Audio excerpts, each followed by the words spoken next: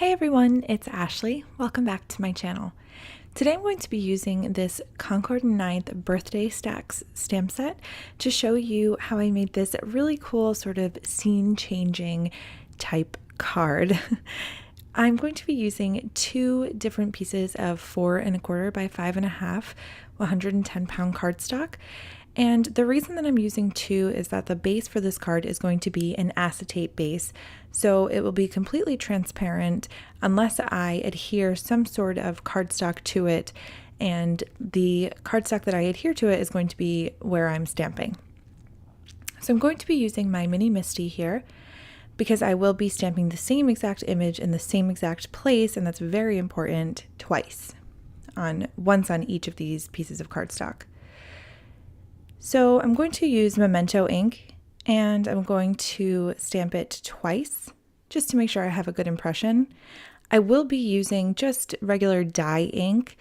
I'm not going to be Copic coloring, but I like Memento, so I went ahead and used that. Just so you have an idea of how I'm going to use the cardstock with the acetate, so that you can sort of envision it with me, I'm using one of these pieces of cardstock for the front of the acetate base and one for the inside of the acetate base. I'm now going to be using the solid circle stamp to color in these circles. I'm using Catherine Pooler ink in Sweet 16, Garden Party, Tiki Torch, Polished, and It's a Boy. I chose these colors specifically because I can set them up in a way where when they overlap as they do here on the stamped image, they're not going to turn into a brown muddy color. They'll sort of blend well together, even though I'm not technically blending, I'm just stamping on top. One of the ways I'm going to use these circles, you'll see, is as balloons.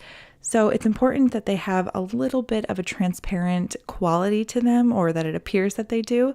So I'm trying to use colors with each other that look like you may actually be able to see those right through the other balloons if this were a true balloon image. But for this specific panel, I'm going to be using these as ice cream cones, and you'll see how that all meshes in together in just a little bit. I'm going to be using the Dewdrop Memento Desert Sand to stamp this solid triangle to appear as cones.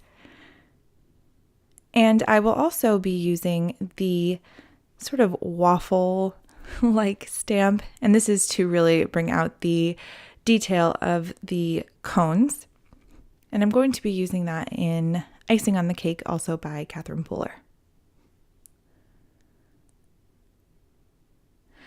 Now, I don't have the dies for this set.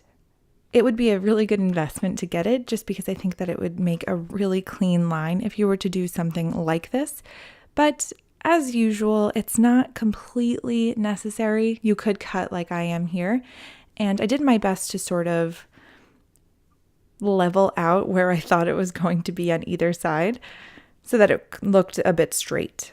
I'm now using that second panel that I stamped with these balloon strings, and I'm going to stamp the strings right up on the circles so that they appear as balloons. And I'm going to cut the bottom of these balloons as close to the line of the balloon as I can get, so that the bottom panel, which I will be using, all that's left of it is just the balloon strings. And this will all make sense in just a second. So when I put these together, they're perfectly level, and if not, I can go ahead and trim a little bit on the back. But you'll see in just a minute that I'm now going to have two panels that fit perfectly into each other so that one side looks like balloons, but when you open it, it looks like ice cream cones, as you see here. So I have a piece of off-brand acetate here. It's probably not the best to use as a base, and I would recommend maybe looking into the Hero Arts acetate base, but this is working fine for me for right now. I'm going to adhere the inside panel first, which is my ice cream cone panel. And then I'm going to take the front panel, which is just the balloon string panel, make sure that it lines up perfectly, and go ahead and adhere that to the very front of the card.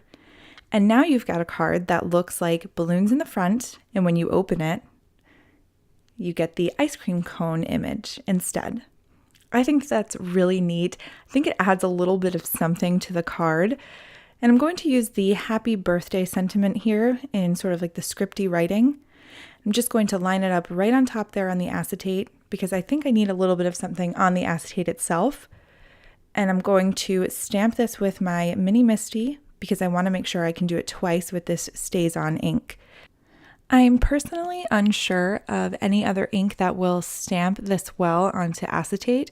You can leave a comment if you know of another one, but I got this recommended to me and I started using it when I started using acetate for bases, and it's been working perfect for me since then, so I don't really have a reason to change.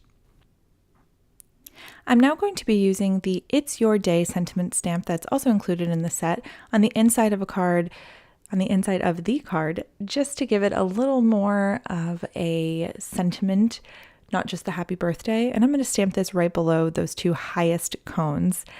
And that's it. That's the complete card. I really love that while it's simple and to the point, it has this really fun surprise element where you might not even be expecting it while opening it. I hope you've enjoyed this video. As always, my blog and products are linked in the description. I will see you soon. Bye.